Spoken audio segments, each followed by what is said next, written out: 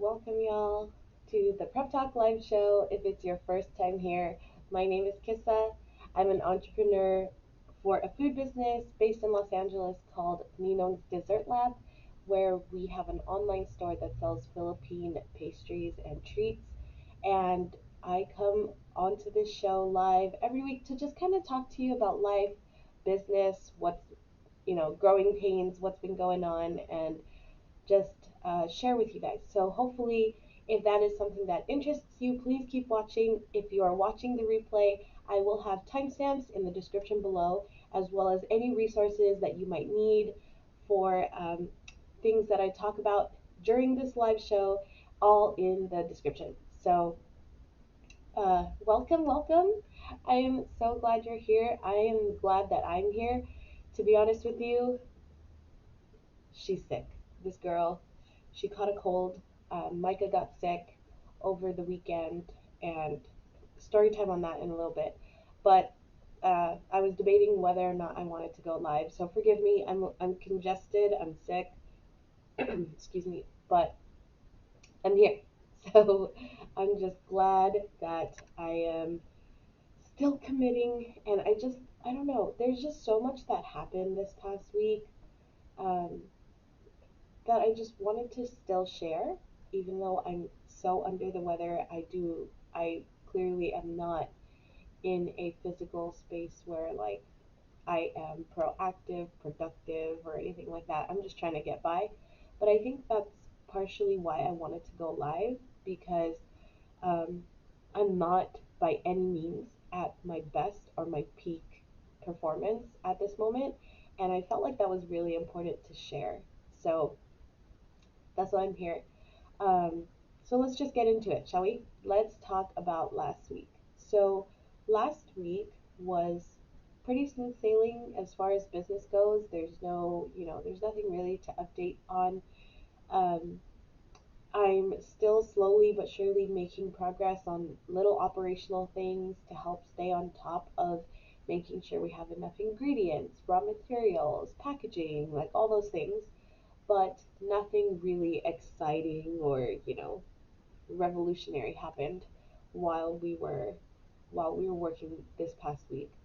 But something really great um, was happening last week personally, and Charlie and I, my husband and I, were celebrating our 10-year wedding anniversary, and so we wanted to plan a getaway just to go visit our ceremony site where we got married in Dana Point. The location is called Heritage Park, and it's this small, tucked away little park in Dana Point, California, and I had just so happened to find it, and I loved it because one, when you normally get married at a park, you normally think that people are going to have to be walking on grass, your wedding dress is going to have grass stains and all those things. But I found this cute little park that, wasn't heavily occupied because it was tucked away. It was in this like little residential area, and it was this gorgeous view that you see just overlooking the Pacific Ocean and the harbor in Dana Point. And there was this top platform.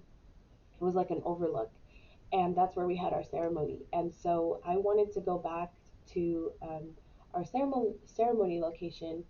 Uh, One, because it's not close, but it's not far. It's about an hour and a half drive away from where we live, but it's just such a special place to us. And I love that we can go there pretty much anytime we want because it's a park. And I just when I stand there, even if I didn't get married there, like when I stand there and I just look out, I just am so grateful for where I live, um, and to have access to the beach and to be able to just drive, an hour and a half away and be able to see beautiful scenery and all those things. It's just something that I don't take for granted. Um, Here's some. I figured, why not show you guys some photos? So, um, let me screen share with you guys really quick. Okay. Um, so here is. Charlie, Micah, and I at the steps of our ceremony location. And this is another reason why I really wanted to go this year. We were celebrating our 10 years, so that was kind of, to me, it's a big deal. But also, I wanted to bring Micah because he's at that age where he just loves to be outside, he loves to go to the park, and it was a special park to bring him to. So it meant a lot to me to be able to bring him here. Um, this is actually the steps leading up to the ceremony location, and it's just this like really cute overlook, and you could see toward the back where Charlie and Mike are walking, like you could see the horizon and the ocean. And we actually had chairs and stuff here, and it was just semi-private but just also very open. And so I loved it. I love this place. Even if, like I said, we didn't get married there, I would come here regularly just because the view is gorgeous. There's Micah on his bike. So Micah was sick, and um, he got me sick. Poor thing had a fever, and we were on vacation, and I was just expecting in my head that it was just going to be this fun trip, and I was so excited to bring him to the park and let him like play around for a couple hours. And because he just was under the weather, he couldn't really fully enjoy it, and it made me kind of sad. Uh, so it was just, it was too bad, but also like he still had as much fun as he could uh, at the park. So I was happy that we were still able to bring him. It gives us an excuse, I guess, to be able to go back. Here's him at the park on his bike, doing his thing. He loves he discovered that he can go downhill and it goes really fast, which he loves. So we did that a little bit while we were at the park. Look at him, he's so happy. So this is the view that you see when you're actually walking up to our ceremony site. This is the same park, and this is us right at the top in the shade because it was beautiful this weekend. Weather in Dana Point was absolutely gorgeous. This is the harbor that you see at the overlook. This is the view of the park from the top. And yeah, this is the ceremony location. So this is what you see if you're taking a photo in front of the harbor. This is what you see when you're looking back. So this was actually our ceremony site, and we stood right here, and we had chairs and everything on both sides. So yeah, it was just such a fun time. I'm so glad that we went. It was really special to be able to visit our ceremony site again, and kind of relive our wedding day through memories. And we looked through our wedding album. So it was just a special weekend. And I really did be intentional about like really limiting checking email and doing customer service things because I really wanted to enjoy this weekend. But on top of that, I mean, Micah was sick. So I wanted to be able to be there for him and take care of him and help Charlie because Charlie was just obviously helping also take care of Micah. And so it was a team effort, and we, had to be there for him. Poor baby was just, it was his first time being really sick. So yeah, I just figured even though we were gone and Micah was sick and I eventually got sick, um, it was such a great time. I'm so glad that we went. It was really fun memories, and because he got sick, it's just an excuse for us to go again maybe sometime soon. So yeah, it was beautiful, and so much fun. Um, So I'm gonna keep it short because I'm feeling even more like sick compared to when I started the live. So I'm sorry, um, but I did want to come on here and just share with you guys. So last week's affirmation that we got that I picked from the card deck was this one right here. I attract mentors when I am mentoring myself. I was thinking about this, and I mentioned last week that I don't really have. I'm grabbing the deck of cards, by the way. Um, I don't really have like set mentors in my life, and that's something that I do want to change. But I never really laid the foundation for a good, mentor mentee relationship with anyone. And I don't know why, to tell you the truth. I'm not sure. But when I was thinking about that, and when I picked that card, I realized I am setting up people in my life now to be kind of a mentor to me, or a coach, or just a support system around me. And I think that's really important. And so, if there's anything that I did take away from last week's affirmation, is that compared to how I used to feel when I first started my business, feel that feeling of loneliness, that feeling of, people don't get me, um, because I'm going through this entrepreneur thing alone, um, that type of feeling, I don't feel that anymore, because I have grown my like sphere of people that I know that I can go to, that is related, that can relate to what I'm experiencing and what I'm going through as a business owner. And in every aspect of life, I realized, I have a group of people that I can go to. And I think when I was younger, I just thought that there was only one circle, and that one circle had to encompass all aspects of your life, right? So you have your circle of friends, and then they have to understand anything and everything that you're going through, and that's not the case, right? Like, there now I realize there's certain people that I go to for work things. There's certain people I go to for spiritual things. There's certain people I go to for mom stuff. So I realized, I have different circles for different things, and that's completely normal and good, because those people are the ones that are going to be able to give you really sound advice that will really be beneficial and helpful, versus just going to the same people that can't really relate or haven't gone through it and can't give you some sound advice. They can just wish you well and hope that it gets better, right? Which is okay too, but having people in different places has definitely helped me be a better entrepreneur, better mom, better wife, better, child of God, whatever it is, whatever aspect of my life. Um, Realizing that has really helped me, So really, really grateful for that realization and that affirmation from last week. All right. So, wow, we are only about 15 minutes in, and I'm already feeling so crappy. Okay, so this week's affirmation, let's see. Let's pick one. I'm just gonna fan it out, and then we'll pick, let's see. It says, read it together.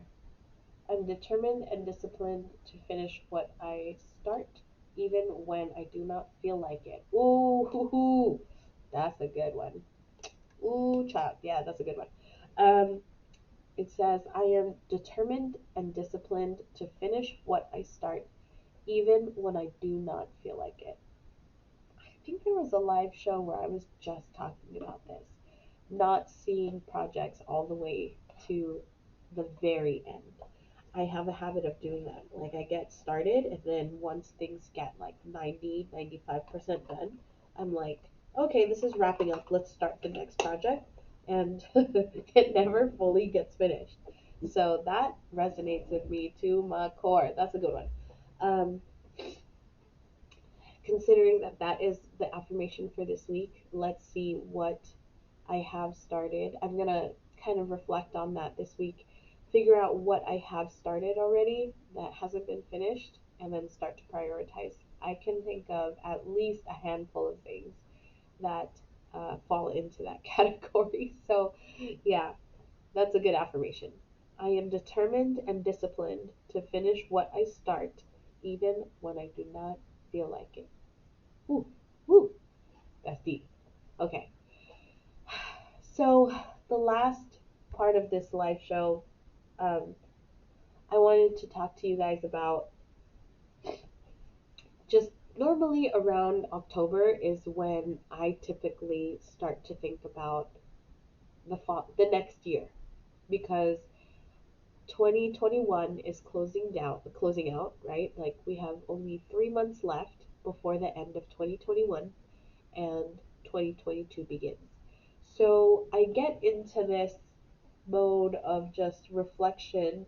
Excuse me, I'm so sorry, I'm rubbing my this sense of reflection of like, okay, what have I accomplished so far this year, and what can I still get done, and then lastly, what about next year?